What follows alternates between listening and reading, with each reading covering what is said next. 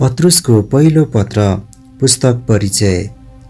यो पत्र पत्रुस प्रेरितबाट प्राय ईस्वी सम्वत 64 मा लेखिएको थियो। धेरै जसोको विचार अनुसार पत्रुसले यो पत्र रोममा लेखेका थिए। रोमी साम्राज्यका कुनै प्रदेशहरू अहिलेको टर्कीमा भएका ख्रिस्टियन मण्डलीहरूलाई यो पत्र पठाइएको थियो ताकि त्यहाँका विश्वासीहरू विश्वासमा स्थिर रहन् र तिनीहरूलाई ख्रिस्टको पाइलामा टेक्न र कष्ट सहनलाई उत्साह मिलोस्। येशूका 12 जना चेलाहरूमध्ये पत्रुस प्रमुख चेला थिए। तिनको जीवनको बयान मत्ती, मर्कुस, लुका, यूहन्ना र प्रेरितहरूको कामका पुस्तकहरूमा पूर्ण रूपमा बताइएको छ। 1 पत्रुस 1 अध्याय। येशू ख्रिस्टको प्रेरित पत्रुसबाट पोन्टस, गलातिया, कापाडोकिया, एसिया र बिथिनियाभरि निर्वासित भई छरपष्ट भएकाहरूलाई येशू ख्रिस्टको आज्ञा पालन र उहाँका रगतको छिटकाइको निम्ति पवित्र आत्माद्वारा शुद्ध भई परमेश्वर पिताद्वारा उहाँको पूर्व ज्ञान अनुसार चुनिएकाहरूलाई अनुग्रह र शान्ति प्रशस्त हुँदै जाओस्। जीवित आशाको निम्ति परमेश्वरको प्रशंसा। परमेश्वर र हाम्रा प्रभु येशू ख्रिस्टका पिता धन्यका हुनुहुन्छ।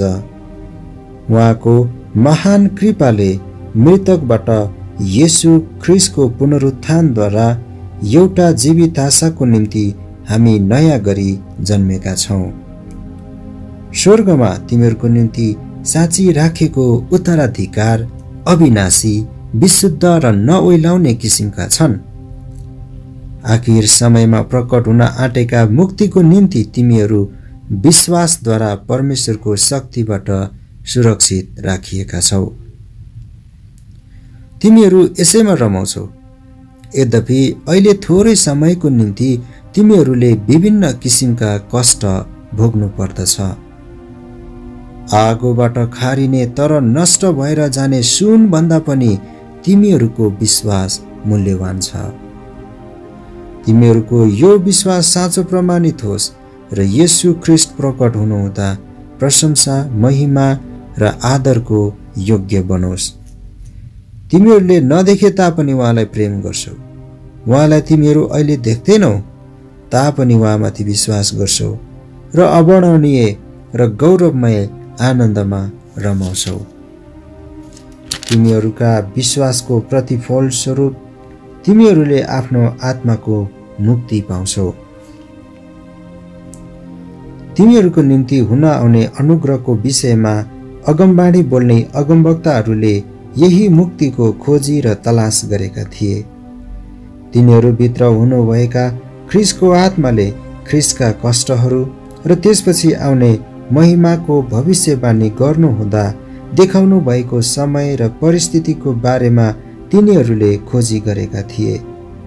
तिनीहरूलाई यो प्रकट गरिएको थियो कि तिनीहरूले आफ्ना होइन तर तिमीहरूका सेवा गरिरहेका थिए। यी कुरा स्वर्गबाट पठाइनु भएका पवित्र आत्माबाट तिमीहरूलाई प्रचार भएको सुसमाचार सुनाउनेहरूद्वारा अहिले तिमीहरूलाई घोषणा भएको छ। स्वर्गदूतहरू पनि यी कुरा हेर्न अति उत्सुक छन्। पवित्र हौ। यसकारण आफ्नो मन बाँध, संयमी हौ र येशू ख्रिस्ट प्रकट हुनुहुँदा तिमीहरूका आउन लागेको अनुग्रहमा तिमीहरूको आशा पूर्ण रूपले राख। आज्ञाकारी बालकहरू भएको हुनाले अगाडिको अजान अवस्थाका कुइच्छाहरूमा तिमीहरू अब नलाग। तर तिमीहरूलाई बोलाउनु हुने जस्तो पवित्र हुनुहुन्छ तिमीहरू आफै पनि जीवनका सबै रहन सहनमा पवित्र हौ। किनभने यो लेखिएको छ, तिमीहरू पवित्र हौ किनभने म पवित्र छु। पनपक्ष नगरी मानिसको काम अनुसार इन्साफ गर्नुहुनेलाई पिता भनी पुकारा गर्छौ भने तिमीहरूका प्रवासको सम्पूर्ण समय डरसँग बिताओ। तिमीहरू जान्दछौ कि आफ्ना पिता पुर्खाबाट आएका व्यर्थका कुराहरूदेखि सुन वा चाँदी जस्ता नाश हुने थोकहरूद्वारा दाम तिरी तिमीहरू छुट्याइएका होइनौ, तर निष्कोट र निष्कलङ्क थुमाको जस्तो ख्रीष्टको अनमोल रगतद्वारा दाम तिरी छुट्याइएका छौ। उहाँ सृष्टिभन्दा अगाडिदेखि नै नियुक्त हुनुभएको थियो, तर तिमीहरूको खातिर समयको अन्त्यमा प्रकट हुनुभयो। उहाँद्वारा परमेश्वरमाथि तिमीहरूको भरोसा छ, जसले ख्रीष्टलाई मृतकबाट जीवित पारेर महिमा दिनुभयो, ताकि तिमीहरूको विश्वास र आशा परमेश्वरमा रहोस्। अब सत्यको पालनद्वारा तिमीहरूले आफैलाई शुद्ध पारेको हुनाले आफ्ना दाजुभाइलाई निष्कपट प्रेम गर र हृदयबाट नै एउटाले अर्कोलाई गहिरो प्रेम गर। परमेश्वरको जीवित र नित्य रहने वचनद्वारा विनाशी होइन, तर अविनाशी ब्रियबाट तिमीहरू नयाँ गरी जन्मेका छौ। किनकि सबै प्राणी घाँस जस्तै हुन् र तिनका सबै गौरव घाँसका फूल जस्ता। घाँस ओइलाउँछ र फूल झरिहाल्छ, तर प्रभुको वचन सदा सर्वदा रहिरहन्छ।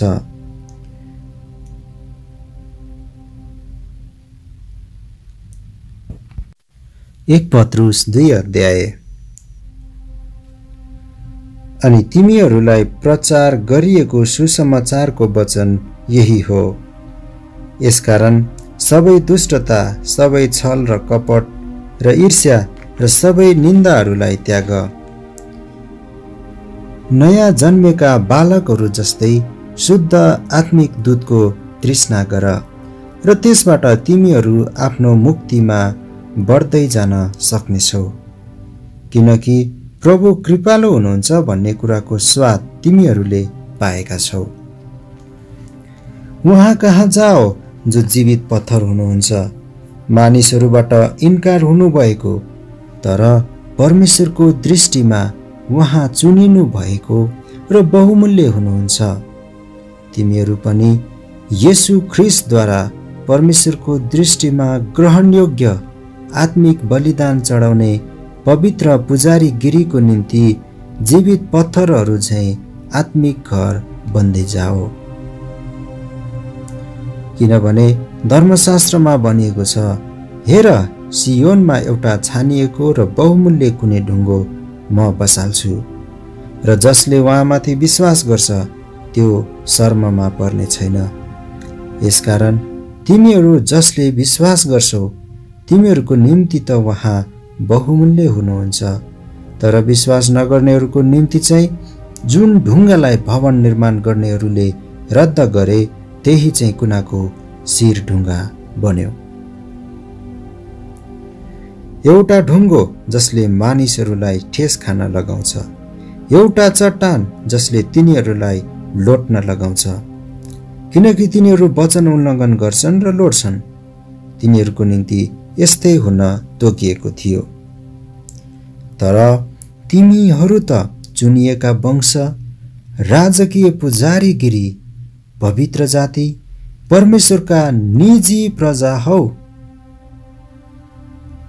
उहाँले तिमीहरूलाई अन्धकारदेखि उहाँका उद्योगको ज्योतिमा ल्याउनुभयो, ताकि तिमीहरू उहाँका आश्चर्यपूर्ण कार्यहरूको घोषणा गर्न सक। एकपल्ट तिमीहरू प्रजा थिएनौ, तर अब तिमीहरू परमेश्वरका प्रजा भएका छौ। एकपल्ट तिमीहरूले कृपा पाएका थिएनौ, तर अब तिमीहरूले कृपा पाएका छौ। प्रिय हो, म तिमीहरूलाई आग्रहपूर्वक बिन्ती गर्दछु कि विदेशी र प्रवासीहरू हौ भनी जानेर तिमीहरूका आत्माको विरुद्धमा लडाईँ गर्ने शारीरिक अभिलाषाहरूबाट अलग रहो। अन्य जातिहरूको बीचमा तिमीहरूको चालचलन असल होस्। कसैले तिमीहरूलाई कुकर्मी भनी तिमीहरूको विरुद्धमा बोले तापनि तिनीहरूले तिमीहरूका असल कामहरू देखुन् र आगमनको दिनमा तिनीहरूले परमेश्वरको महिमा गरून्। शासकहरू र मालिकहरूको अधीनता।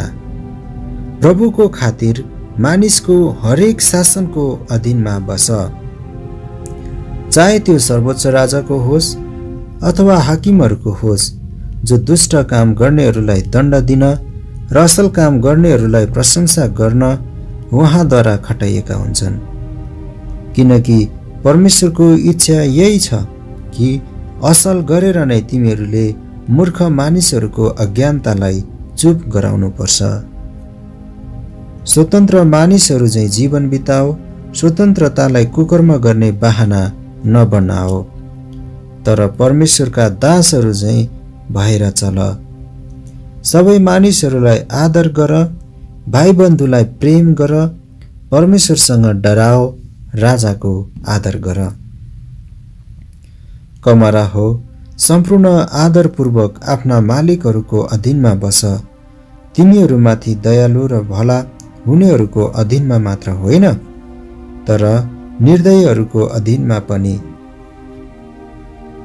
परमेश्वरलाई सम्झेर कुनै मानिसले अन्यायपूर्ण कष्ट सहन्छ भने त्यो परमेश्वरमा प्रशंसनीय छ। किनभने तिमीहरूले खराब काम गरेर कुटाइ खाँदा धैर्यसँग सह्यौ भने यसमा ठुलो कुरो के छ र? तर तिमीहरूले असल गरेर पनि दुःख भोग्नु पर्दा धैर्यसँग सहन्छौ भने यो परमेश्वरमा ग्रहणयोग्य हुन्छ। किनकि यसैको निम्ति तिमीहरू बोलाइएका हौ। ख्रिस्टले पनि तिमीहरूको निम्ति कष्ट भोग्नुभयो अनि तिमीहरूको लागि एउटा उदाहरण छोडी जानुभयो र तिमीहरू उहाँकै पाइलामा हिँड्नुपर्छ। उहाँले कुनै पाप गर्नु भएन र उहाँको मुखमा कुनै छलको कुरा पाइएन। तिनीहरूले उहाँलाई अपमान गर्दा उहाँले साटो फेर्नु भएन, दुःख भोग्नुहुँदा उहाँले धम्की दिनु भएन, तर उचित न्याय गर्नुहुने माथि उहाँले भरोसा राख्नुभयो। हामी पापका लेखी मरेर धार्मिकताको लेखी जियौँ भनी उहाँले क्रुसमा आफ्नै शरीरमा हाम्रा पाप बोक्नुभयो। उहाँकै चोटहरूद्वारा तिमीहरू निको भयो।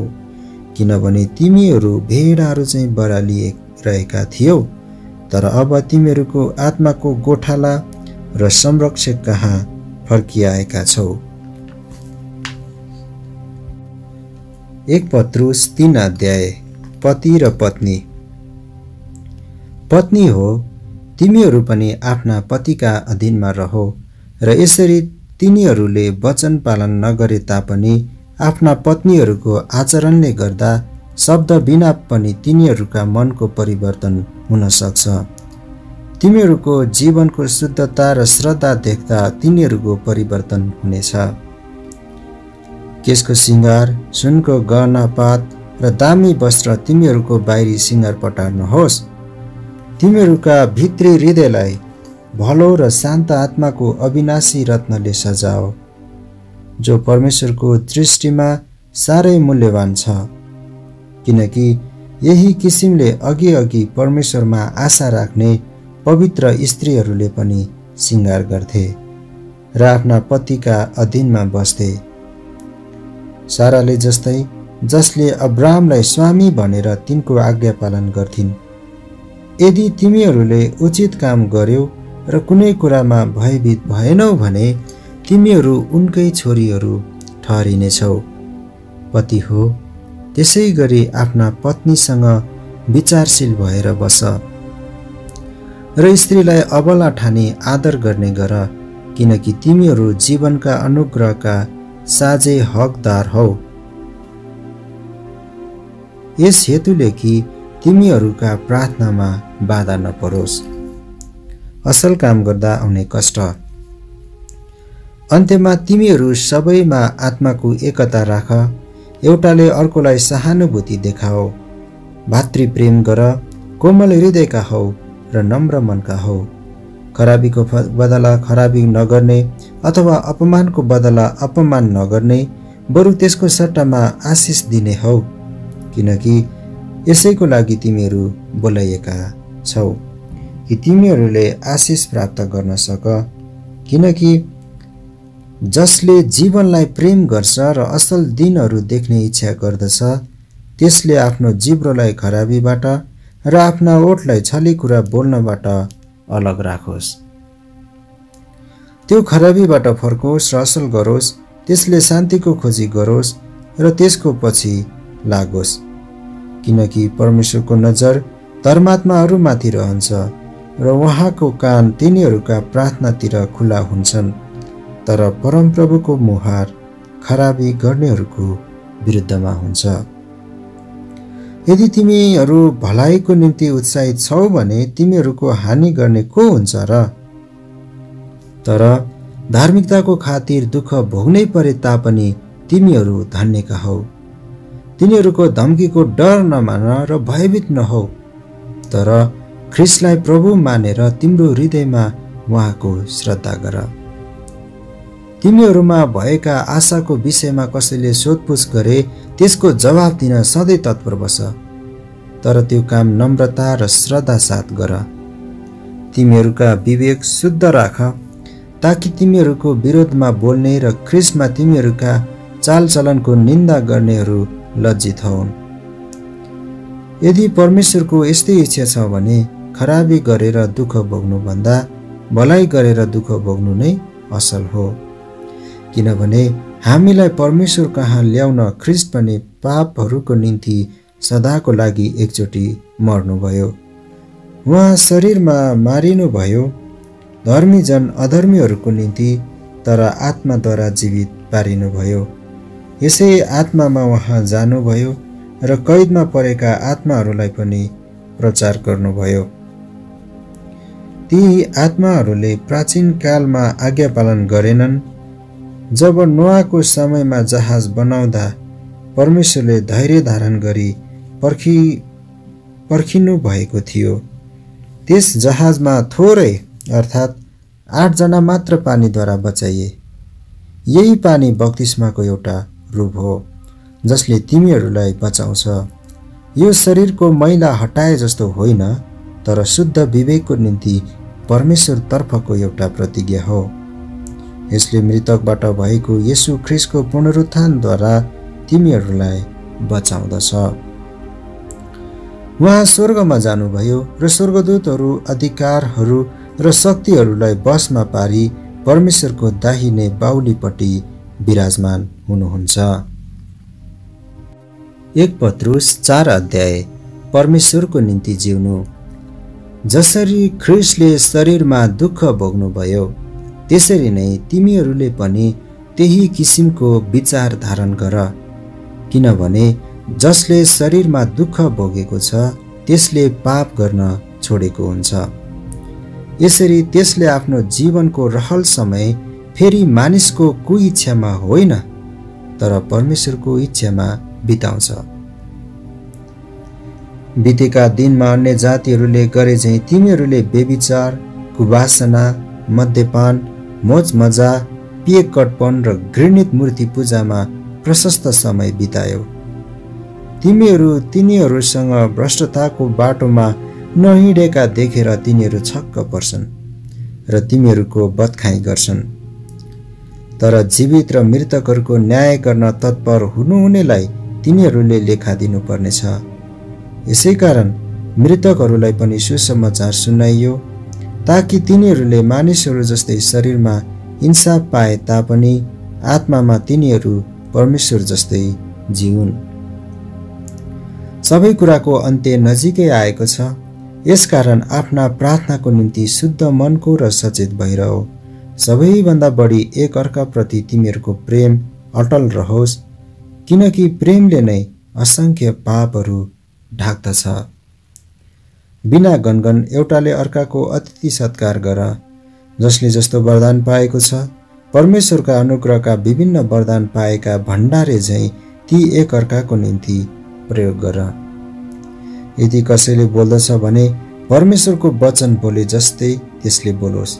यदि कसैले सेवा गर्छ भने परमेश्वरले दिनुभएको शक्तिद्वारा त्यसले त्यो गरोस्। यस हेतुले कि सबै कुरामा येशू ख्रिस्टद्वारा परमेश्वरलाई नै प्रशंसा होस्। उहाँलाई नै महिमा र पराक्रम सदा सर्वदा होस्। आमेन। क्रिस्चियन भएकोमा कष्ट भोग। प्रिय हो, तिमीहरूलाई पारख गर्ने अग्निमय परीक्षा तिमीहरूमाथि आइपर्दा केही अनौठो कुरा भए जस्तै तिमीहरू छक्क नपर, तर ख्रीष्टका कष्ट भोगमा सहभागी हुँदा रमाओ, ताकि उहाँको महिमा प्रकट हुँदा तिमीहरू पनि आनन्दित र हर्षित हुन सक। यदि ख्रीष्टको नाउँमा तिमीहरू निन्दित भयौ भने तिमीहरू धन्यका हौ, किनभने महिमाका र परमेश्वरका आत्मा तिमीहरूमाथि रहनुहुन्छ। तर तिमीहरूमध्ये कसैले पनि हत्यारा वा चोर वा खराबी गर्ने वा अर्काको कुरामा हात हाल्नेले झैँ दुःख नभोग। तर कसैले क्रिस्चियन भएको कारण दुःख भोग्दछ भने त उसले लाज नमानोस्, तर त्यही नाउँमा उसले परमेश्वरलाई महिमा देओस्। किनभने न्याय परमेश्वरकै परिवारबाट सुरु हुने समय आएको छ, र यदि यो हामीबाट सुरु हुन्छ भने त परमेश्वरको सुसमाचार नमान्नेहरूको अन्त्य कस्तो होला। अनि यदि धर्मी जनको उद्धार कठिनसँग हुन्छ भने अधर्मी र पापीको गति के हुने। यसकारण परमेश्वरको इच्छा बमोजिम दुःख भोग्नेहरूले भलाइ गरून् र तिनीहरूले आफ्नो आत्मा विश्वासयोग्य सृष्टिकर्ता कहाँ सुम्पुन्। 1 पत्रुस 5 अध्याय। एल्डरहरू र जवानहरूलाई ख्रीष्टका कष्टको साक्षी र प्रकट हुने महिमाको सहभागी भएको नाताले र एक सङ्गी एल्डरको हैसियतले तिमीहरू मध्येका एल्डरहरूलाई म आग्रह गर्दछु, तिमीहरूको देखरेखमा राखिएको परमेश्वरका बगालको हेरचाह गर, करले होइन तर स्वेच्छाले, धनको लोभले होइन तर उत्साह साथ, तिमीहरूको जिम्मामा रहेकाहरूमाथि अधिकार जमाएर होइन तर बगालको निम्ति उदाहरण भएर। र जब मूल गोठालो प्रकट हुनुहुनेछ तब तिमीहरूले महिमाको नवैलाउने मुकुट प्राप्त गर्नेछौ। त्यसै गरी जवान हो बुढापाकाहरूका अधीनमा बस, एक अर्काको अधीनमा रहेर तिमीहरू सबैले नम्रताको वस्त्र धारण गर, किनभने परमेश्वरले अहङ्कारीहरूको विरोध गर्नुहुन्छ तर नम्रहरूलाई अनुग्रह गर्नुहुन्छ। यसकारण परमेश्वरको शक्तिशाली बाहुली मुनि तिमीहरू आफैलाई विनम्र तुल्याऊ र उहाँले उचित समयमा तिमीहरूलाई उच्च पार्नुहुनेछ। तिमीहरूका सारा फिक्री उहाँलाई सुम्पिदेऊ, किनकि उहाँले तिमीहरूको वास्ता गर्नुहुन्छ। सचेत रहो, जागा रहो, तिमीहरूको शत्रु दियाबलस कसलाई भेट्टाउँ र खाइहालौँ भनी गर्जने सिंह झैँ खोजी हिँड्छ। विश्वासमा दरिला भएर त्यसको विरोध गर, किनकि संसारभरि नै तिमीहरूको दाजुभाइहरूले पनि यस्तै कष्टको अनुभव गरिरहनु परेको छ। सबै अनुग्रहका परमेश्वरले ख्रीष्टमा आफ्नो अनन्त महिमाको निम्ति तिमीहरूलाई बोलाउनु भएको छ। तिमीहरूले केही बेर कष्ट भोगेपछि उहाँले नै तिमीहरूलाई फेरि नयाँ पार्नुहुनेछ, स्थिर गर्नुहुनेछ र शक्तिशाली पार्नुहुनेछ। उहाँलाई नै पराक्रम र शक्ति सदा सर्वदा भइरहोस्। आमेन। अन्तिम अभिवादन। विश्वासयोग्य भाइ सिलासलाई यो छोटो पत्र लेखाइरहेछु। अर्ती दिँदै म यो घोषणा गरिरहेछु कि परमेश्वरको साँचो अनुग्रह यही हो, यसमा तिमीहरू दृढ भई खडा हौ। बेबिलोनमा भएकी तिमीहरू जस्तै चुनिएकीले र मेरो छोरो मर्कुसले पनि तिमीहरूलाई अभिवादन पठाएका छन्। एउटाले अर्कोलाई प्रेमको चुम्बनले अभिवादन गर। ख्रीष्टमा भएका तिमीहरू सबैलाई शान्ति। आमेन।